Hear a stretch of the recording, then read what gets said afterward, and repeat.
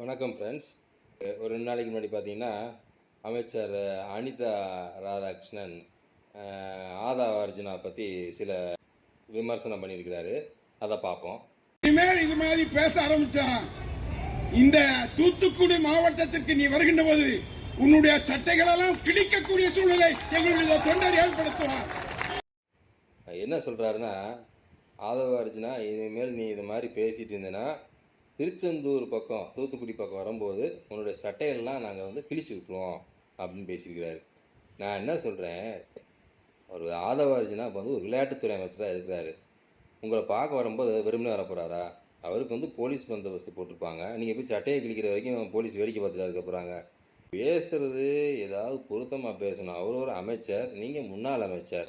ஒரு அமைச்சர் எப்படி வருவார்? போலீஸ் பந்தோபஸ்துல தான் வருவார். அவர் என்னமோ சாதாரண ஆள் மாதிரியும் அவர் ஒன்றும் இல்லாத மாதிரியும் சும்மா உங்கள்கிட்ட நின்று அடி வாங்கிட்டு போகிற மாதிரியும் பேசுகிறீங்க. கருத்துக்களை பேசுங்க, காமெடியாக பேசக்கூடாது.